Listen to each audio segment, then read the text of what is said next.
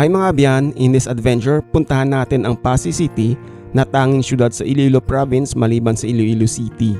Dumayo tayo sa Midway Fresh Market and Restaurant, then bisitahin natin ang Agcararaw Mountain Resort bago tayo tumuloy sa Uma Cafe na matatagpuan naman sa Dumaraw Capiz.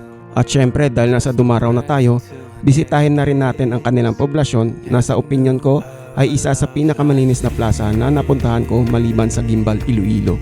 Tara at sana samahan niyo ko ulit sa ating bagong adventure, at kung bago ka lang sa ating channel, don't forget to like and subscribe sa ating Facebook page na rin.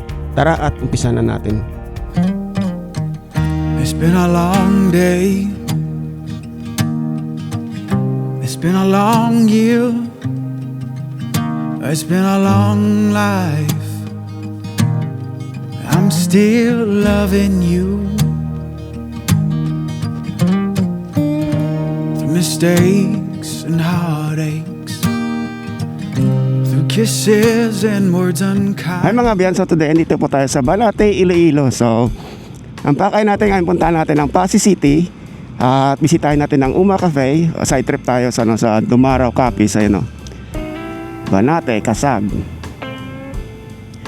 symbolizes sa So right now, if diretso tayo papuntang Iloilo, but we are moving to the right side.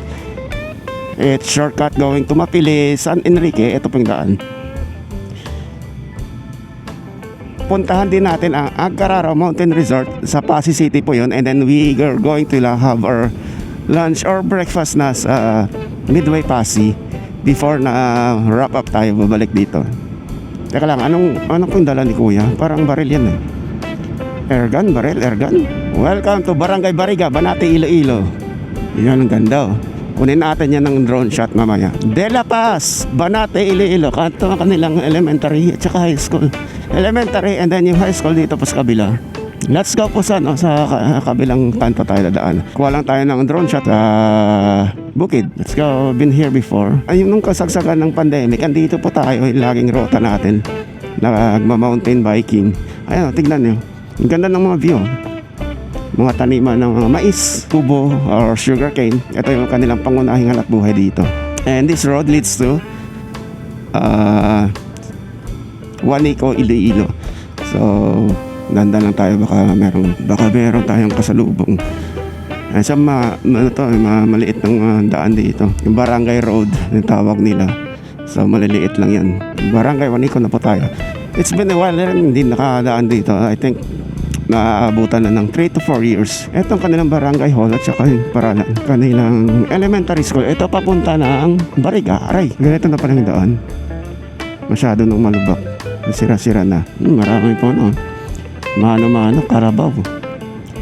Water Buffalo. Look at that view. Ayan, ganda, di ba? Talagang mapapawaw ka. Let's go over here. Ito sa waiting shed nila. Dito tayo mapalipad ng drone. Saglit lang. And this is Barangay Juanico, Banate, Iloilo.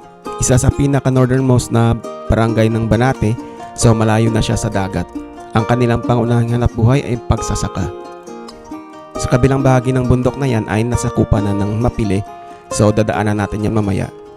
Kapansin-pansin na nakahiga yung mga palay. Dahil po yan sa elemento tulad ng hangin o di kaya bagyo. So ito isa sa pinaka-risky na part ng pagiging magsasaka. Tingnan ang ganda ng irigasyon dito, tubig.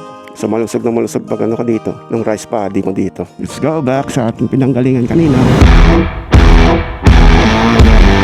Slow down, accident prone area. So dalawang dito, intersection to medyo wide intersection. Ito sa kaliwa, papunta po yun ng San Enrique. Doon makikita yung Cabas-an Cold Spring. Pero dito tayo sa kanan, we're going to Pasig City. And we are entering na po sa Barangay Mapili. Ano mong karga nila? Okay, gabi. Sarap yan, gawing laing. Ayan, kita niyo yung daan na yan. Kaliwa tayo, papuntang Pasig City. And then to the right side, papunta po yun ng Tapdago. Ito, punta po yun ng San Rafael, Iloilo. Gandahan dito, 4 lanes na siya. And hindi masyadong matao. So, magandang spot if you're still starting to drive pa lang. Balak mong mag-practice. Wala ka pang masyadong experience sa pagdadrive.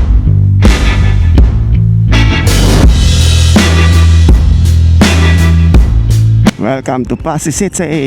Ayan, liko tayo sa kanan. Kung diretso mo yan, papunta po sa kanilang plaza. Tignan mo, 2 lanes. Isa na lang nagagamit. Kasi pinaparkingan ng mga tricycle. Kanilang road widening na papunta ng parking area ng mga tricycle. And guys, Sano Capital, Pasig.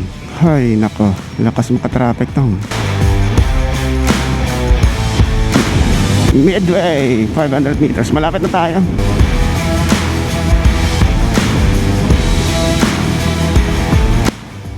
Midway.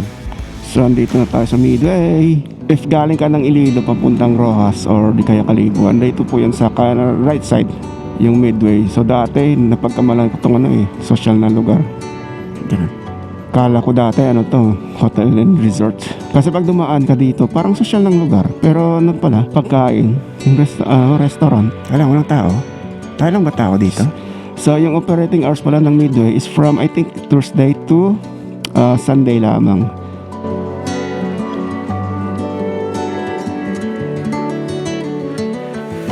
Ito po ang Midway sa loob. Meron silang several types of cottages, depende din sa capacity ng guest. Ito yung pinakamalaki na I think good for up to 40 to 60 persons and double story siya. So it's a good deal para sa malaking event. Then ito yung medyo maliliit lang, but of course yung prices ay depende din sa capacity. At meron din silang grill station na pwede kang magdala ng outside food with corkage fee. Although hindi natin na itanong yung price ng mga cottages. And if meron kayong dalang chikiting, meron din silang mini playground na pwede ma-enjoy ang mga bata.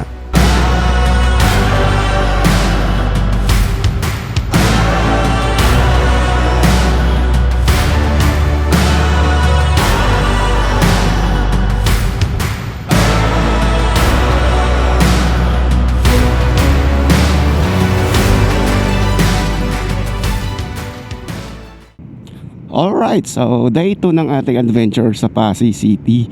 Kaapon kasi umulan ng tanghali, so hindi na tayo tumuloy doon sa Agcararo Mountain Resort at saka Uma Cafe. So mas pinili na lang natin na mas safe tayo kaysa mag-adventure tayo na alanganin. So malakas pa yung ulan kahapon.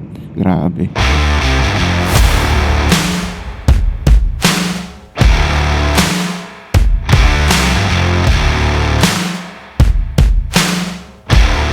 Agcararo Mountain Resort. Andito na tayo. Mukhang mapapalaban tayo to. Yan, maputik yung daan. So umulan kasi kagabi, malakas yung ulan. So ganito yung daan, hindi pa simentado. Try kaya natin umakyat. Kaya ka ba to? Alam mo yung ang klaseng putik na talagang kapit na kapit sa sa paa mo pag napakan mo. At saka kumakapit sa tire. Ganito yan Talagang parang clay na putik. Kuha lang tayo drone, parking lang tayo dun sa tindahan.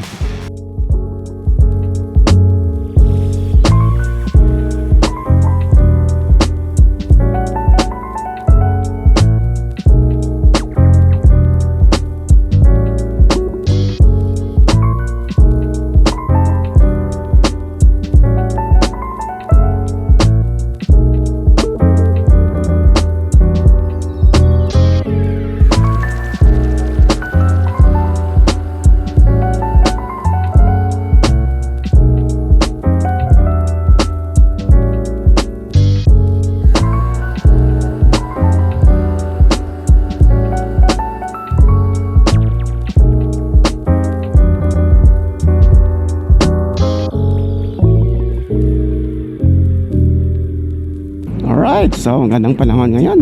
Punta naman natin ang Uma Cafe na matatagpuan sa Dumaraw Capiz. Yung Dumaraw Capiz pala, that's the boundary town ng Iloilo Province and Rojas.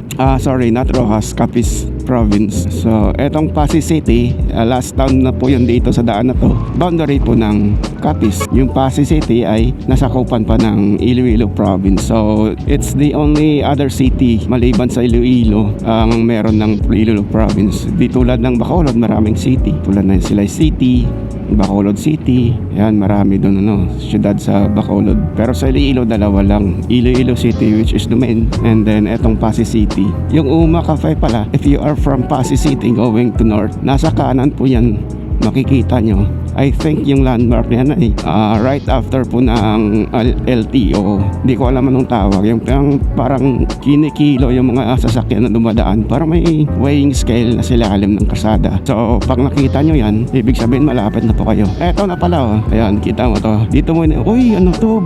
Grabe. Anyari? Aksidente oh. Grabe. Wasak na wasak yung harapan. Kagabi lang ata nangyari yan eh. So drive safe po tayong lahat. Eto na ata yung yung Uma Cafe. Eto ata. Asa na ba? Where is the Uma Cafe? I think andito yan eh. Dito banda yan eh. Eto, Uma Cafe. Ang Uma Cafe ay matatagpuan sa bayan ng Dumaraw, Capiz.